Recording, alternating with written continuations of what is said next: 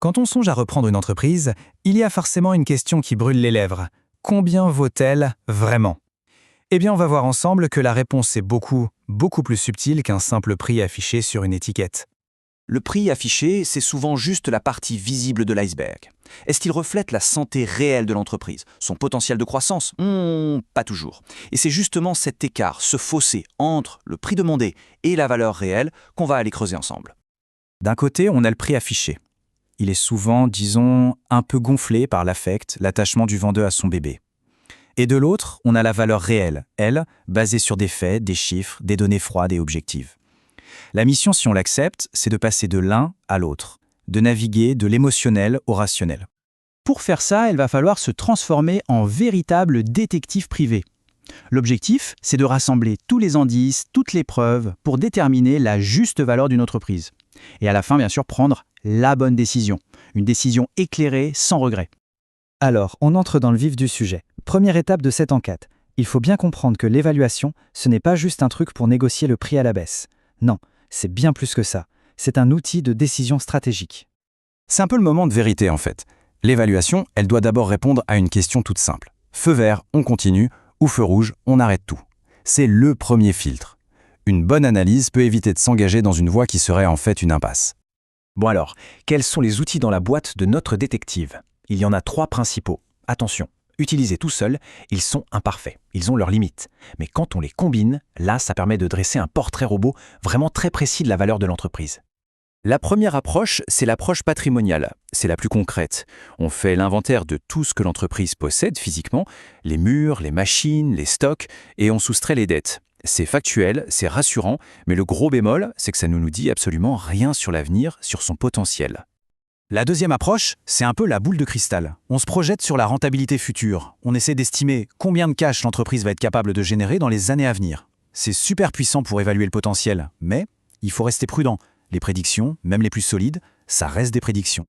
Et puis on a la troisième méthode, l'approche comparative.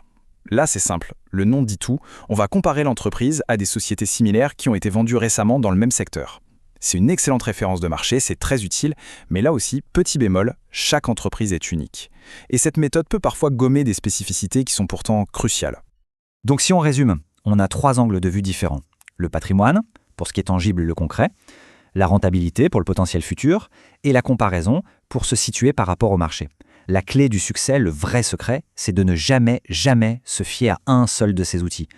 La vérité, la juste valeur, elle se trouve quelque part au croisement des 3. Mais voilà, une entreprise, ce n'est pas juste une série de chiffres dans un fichier Excel. Il faut maintenant aller au-delà des bilans. Il est temps de chausser ses lunettes de détective et de partir à la recherche des indices cachés, ceux qui peuvent faire toute la différence. Prenez une entreprise qui, sur le papier, a l'air en pleine forme. Super. Mais imaginez un instant que 70% de son chiffre d'affaires dépendent d'un seul client. Un seul. Qu'est-ce qui se passe si ce client décide de partir? Eh bien l'édifice, même s'il est magnifique, il s'écroule comme un château de cartes. Ça, c'est ce qu'on appelle un risque majeur. D'ailleurs, prenons 2 agences. Même chiffre d'affaires, exactement. L'agence A, elle a des marges de 30%, des clients fidèles depuis 10 ans, une super réputation. L'agence B, elle, a des marges plus faibles. Et ses clients, ils vont et viennent sans arrêt. À votre avis, laquelle a le plus de valeur? La réponse est évidente. C'est la preuve que l'immatériel, la réputation, la fidélité, ça a un poids énorme. Il faut donc absolument creuser ces points. Est-ce que l'entreprise est trop dépendante de son dirigeant actuel? Comment sont les équipes? Est-ce qu'elles sont solides, compétentes? La marque, est-ce qu'elle est reconnue? Est-ce qu'il n'y a pas des casseroles, des risques juridiques cachés? Toutes ces questions sont au moins aussi importantes que l'analyse du bilan comptable. Bon, une fois que toute l'analyse est faite, attention, le travail n'est pas terminé, loin de là, il faut maintenant sécuriser tout ça. C'est l'étape de la vérification, ce qu'on appelle la due diligence. L'idée, c'est de s'assurer que l'évaluation ne repose pas sur des sables mouvants. Le processus, en 4 étapes, est assez clair. 1. On croise tout, les comptes, le business plan, les infos qu'on a eues du vendeur et ce qu'on voit sur le terrain. 2. On fait auditer par un expert indépendant. C'est non négociable pour repérer les anomalies. 3. On challenge le business plan du vendeur. Est-ce qu'il est réaliste ou est-ce que c'est une jolie fable? Et enfin, et c'est peut-être le plus dur, il faut être prêt à renoncer. Si des voyants rouges s'allument, il faut savoir dire stop. Surtout, ne jamais tomber amoureux de la cible. Et ça nous amène à une idée vraiment fondamentale. Bien sûr, un audit, ça a un coût. Mais il vaut mieux, et de loin, perdre quelques milliers d'euros en frais d'audit que de se retrouver avec une entreprise en difficulté qui pouvait en coûter des centaines de milliers. Ce coût, en réalité, c'est une assurance. Et c'est là que tout le travail d'enquête prend vraiment son sens. Une fois que l'évaluation est bien ficelée, bien sécurisée, ce n'est plus seulement un outil d'analyse, non, ça devient un levier stratégique surpuissant au moment de la négociation. Parce qu'avec un dossier aussi solide, la discussion change complètement de nature. On ne négocie plus sur des impressions, mais sur des faits. On peut argumenter le prix de cession, bien sûr.